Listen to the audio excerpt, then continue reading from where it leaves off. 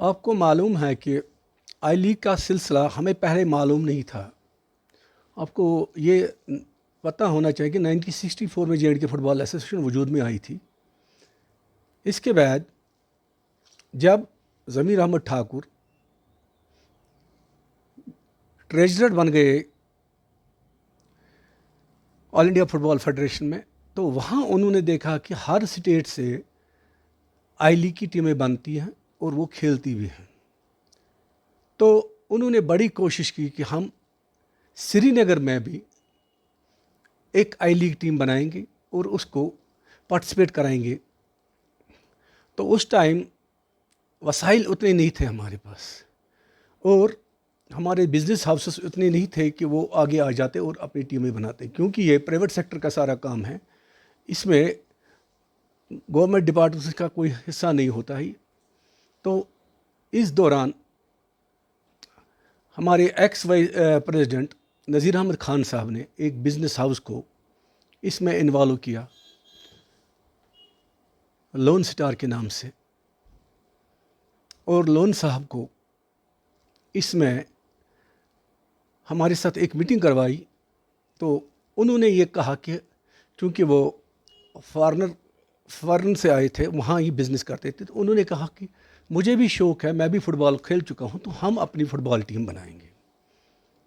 उन दिनों ये ऑल इंडिया फुटबॉल फेडरेशन में क्राइटेरिया था कि हमारी जो भी टीम बनेगी वो तो लीग चैंपियन होनी चाहिए, क्योंकि यहाँ फुटबॉल का उरूज था। और जहाँ हमारी सबसे अच्छी टीम थी वो तो जे.के बैंक की होती थी, जे.एंड.के पुलिस की होती थी, और बहुत सारे क्लबें होती थी जिनकी टीमें हमारे पास थी। लेकिन हम लोगों ने उस टाइम लोन स्टार को एसोसिएशन ने, उसमें हमीद साहब का भी हाथ था, तो उन्होंने लोन स्टार को तैयार किया और उसको लीग चैंपियंस बना दिया। और उनको हमने ये प्रपोजल में दिया कि हमारी लोन स्टार की टीम लीग की चैंपियन है।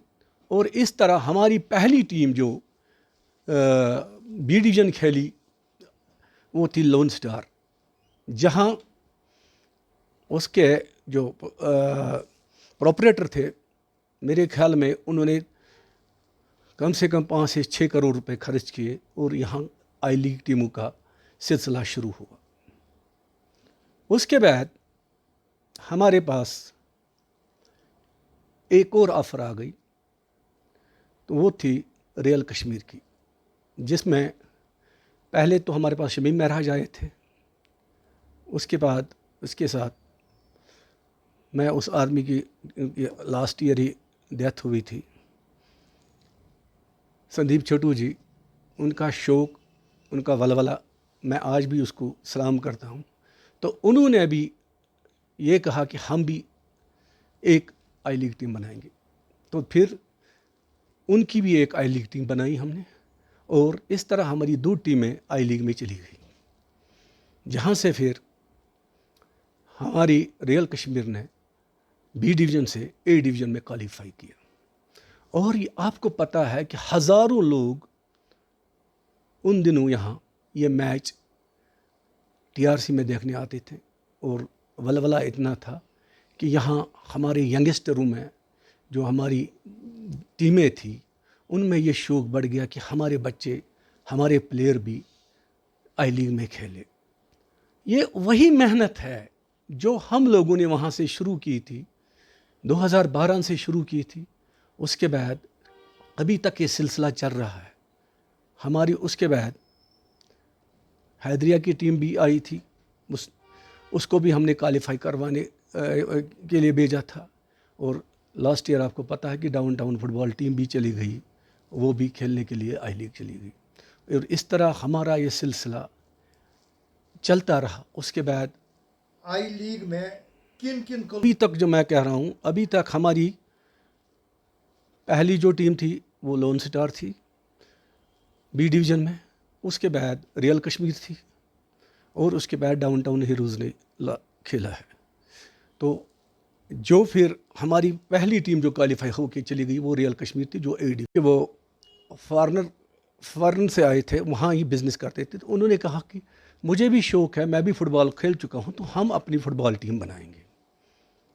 उन दिनों ये ऑल इंडिया फुटबॉल फेडरेशन में क्राइटेरिया था कि हमारी जो भी टीम बनेगी वो तो लीग चैम्पियन होनी चाहिए, क्योंकि यहाँ फ़ुटबॉल का उरूज था और जहाँ हमारी सबसे अच्छी टीम थी वो तो JK बैंक की होती थी, J&K पुलिस की होती थी और बहुत सारे क्लबें होती थी जिनकी टीमें हमारे पास थी।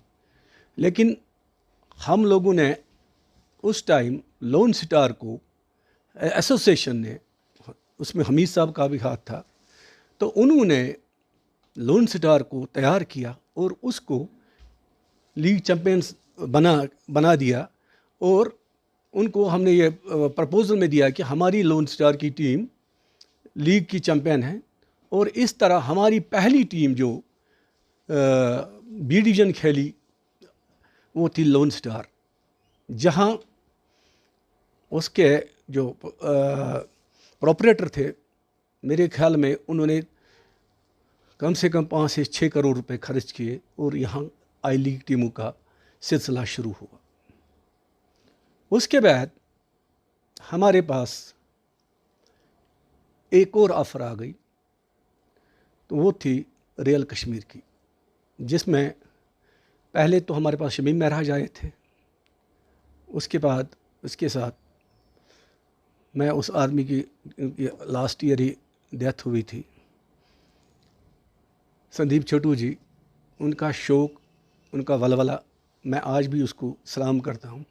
तो उन्होंने भी ये कहा कि हम भी एक आई लीग टीम बनाएंगे, तो फिर उनकी भी एक आई लीग टीम बनाई हमने और इस तरह हमारी 2 टीमें आई लीग में चली गई, जहाँ से फिर हमारी रियल कश्मीर ने B डिवीज़न से A डिवीज़न में क्वालिफाई किया।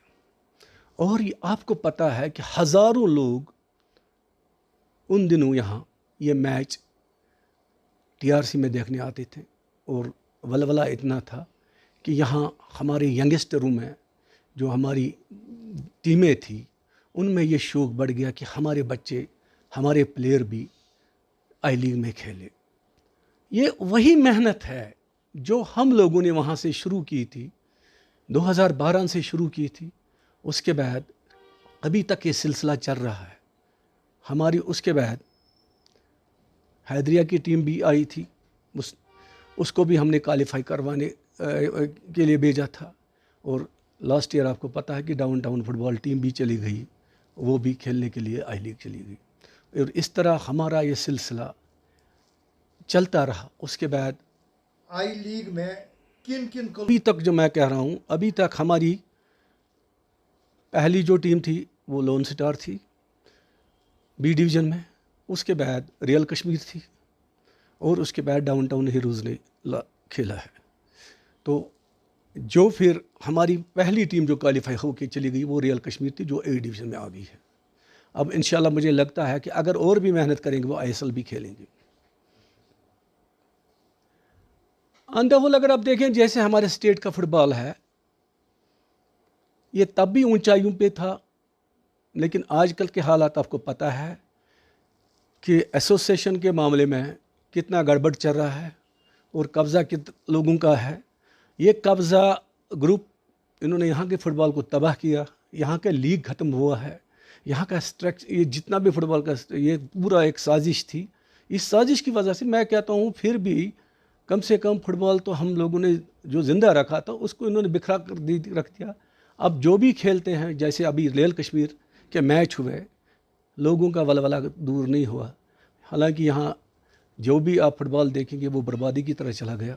और आजकल जो हमारा फुटबॉल है वो अब सियासत के नज़र हो गया है, और इसमें किन किन लोगों का हाथ है वो आगे पता चलेगा। जब इलेक्शन हो जाएगा तो लोगों को पता चलेगा कि ये जो तबाही है ये किसने मचाई थी। देखिए, आपको पता है कि हालात स्टेट के कैसे रहे हैं। ये खाली J&K फुटबॉल एसोसिएशन का मसला नहीं है, और सारी स्पोर्ट्स में भी ऐसी प्रॉब्लम्स है। कुछ लोग निकले जो चाहते थे कि ज़बरदस्ती कब्ज़ा करके फुटबॉल एसोसिएशन को हम अपने कब्ज़े में ले लेंगे, लेकिन अल्लाह ताला का शुक्र कि हम कोर्ट में चले गए, हमने ये सिलसिला इनको चलने नहीं दिया। अभी ये मसला कोर्ट में है, इंशाल्लाह इसका डिसीजन आ रहा है जल्दी, और बाज़ाब्ता जम्मू कश्मीर फ़ुटबॉल एसोसिएशन के election J&K football association constitution के तहत हो जाएंगे, और आप देखेंगे जो असली फ़ुटबॉल चलाने वाले होंगे तो वही इंशाल्लाह एसोसिएशन में आएंगे, और ये जो कब्ज़ा ग्रुप है ये ख़त्म हो जाएगा उसके साथ। देखिए, मैंने आपको कहा कि हम लोगों को एक फ़ायदा मिला था जब जमीर साहब एज ट्रेजरर बने थे ऑल इंडिया फुटबॉल फेडरेशन में, हमें ग्रास रूट का एक कंसेप्ट मिला था वहाँ से कि आप ग्रास रूट पे ज़्यादा, तो उन दिनों J&K फुटबॉल एसोसिएशन ने 32 के करीब ग्रास रूट सेंटर्स खोले थे, और ये हम खुद चला रहे थे। इसमें पैसा भी J&K फुटबॉल एसोसिएशन खर्च कर रहे थे, और जहाँ भी मुमकिन था, जहाँ वहाँ छोटे छोटे ग्राउंड्स थे वहाँ पर हमारे यूनिट्स थे। इसके बाद शायद आपको पता नहीं, जब वहीद रहमान परहा साहब एज सेक्रेटरी आ गए तो उन्होंने हमारे साथ एक माहिदा किया। उन्हें कहा नहीं, आप ये पैसा कहाँ से लाएंगे, इतना कहाँ चलाएंगे आप हम गवर्नमेंट के लेवल पे SFA बनाएंगे, स्टेट फुटबॉल एकेडमी। तो ये जो सारी हमारी ये जो एकेडमीज़ थी, इसके कोचों को उन्होंने हमारे साथ वादा किया था कि इन कोचों को हम नौकरी देंगे, इनको हम बाज़ाब्ता फंड्स देंगे। तब ये हमारे साथ एक माहिदे के तहत हमने SFA के हवाले किया था, लेकिन फिर वो भी एक पॉलिटिक्स बन गई, और ये ग्रास रूट भी सारा तबाह होकर रह गया।